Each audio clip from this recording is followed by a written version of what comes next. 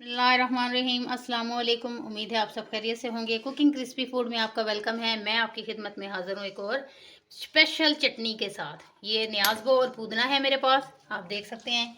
ये पुदीना है, इसको मैंने अच्छे से साफ़ कर लिया है। साथ ही न्याज़बो है और न्याज़बो के फूल भी साथ ही हैं। ये देखें, मैंने ये साथ ही डाले हैं। आप यकीन जाने इतनी मज़ेदार चटनी तैयार होगी, आप ज़रूर बनाइएगा। दूसरी बात, आपको वो जैसे कि पता ही होगा कि न्याज़बो जो है वो जन्नत का पौधा है। ये कहा जाता है कि जन्नत में पौधा लगाया हुआ है और लगा हुआ है, तो ये जिन लोगों के घर में पौधा उगा हुआ है तो वो बहुत ही अच्छी बात है।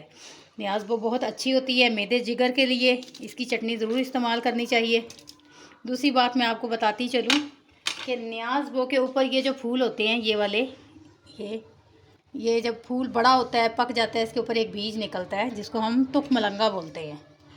इसके ऊपर मैं आपको बताना ये चाह रही थी कि जो इसका बीज होता है एक्चुअली वो तुखमलंगा होता है। जब हम उसको अगर हमारे घर में पौधा मौजूद है तो उसको सही पका लें, जब वो पक जाता है, बीज बन जाता है, तो उसको अगर हम उतार के रखें तो वो ये तुखमलंगा ही है। इसको हम भिगो कर देखें आप अगर, तो ये तुखमलंगे की शक्ल में आ जाएगा और वो ही होता है, इसके ऊपर ही उगता है तुखमलंगा, जो कि जिगर और मैदे के लिए बहुत ही अच्छी चीज़ है और गर्मियों में ठंडा होता है और लोग इसको इस्तेमाल करते हैं।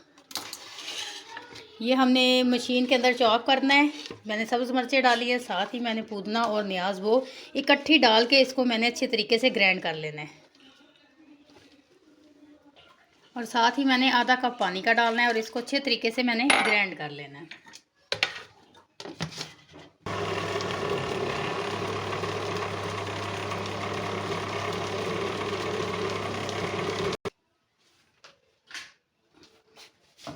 जी, थोड़ा सा मैंने ऑयल ले लिया, इसको मैं गरम कर रही हूँ।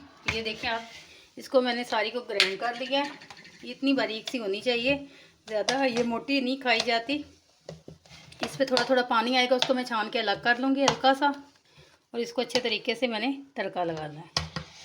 जी, ऑयल हमारा गर्म हो चुका है, इसके अंदर मैंने ज़ीरा डालना है और साथ ही मैंने कलौंजी डालनी है।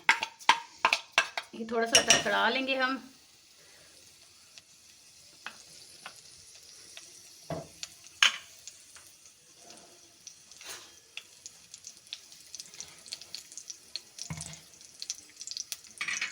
इसके साथ ही मैंने 1 टीस्पून मैंने रखी है धड़ा मिर्च और 1 टेबलस्पून मैंने लिया है नमक। नमक आप हस्बे ज़ायका इस्तेमाल करें जितना कि आपको पसंद है। जितना आप खाना पसंद करते हैं, तेज़ खाते हैं तो तेज़ डालें, कम खाते हैं तो कम डालें।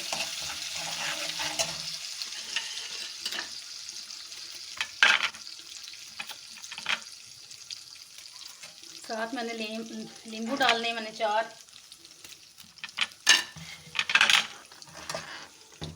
ये चटनी जो मैंने बनाई है इसको मैं इसके अंदर डाल दूँगी, इसको अच्छे तरीके से भून लूँगी।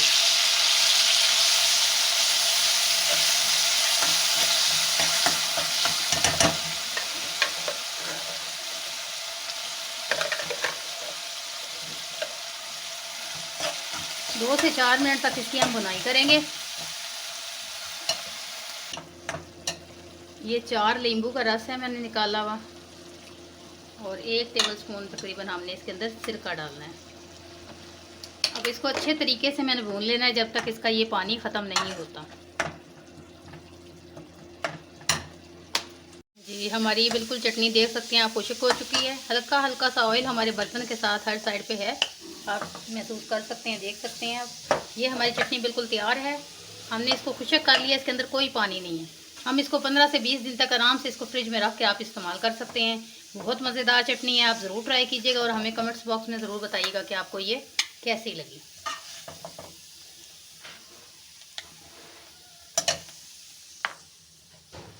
आप हमारी वीडियो को देखिएगा, लाइक कीजिएगा, चैनल को सब्सक्राइब कीजिएगा, अपनी दुआओं में याद रखिएगा। जहाँ भी रहें खैर आफियत से रहें। अगली वीडियो तक के लिए अल्लाह हाफिज़।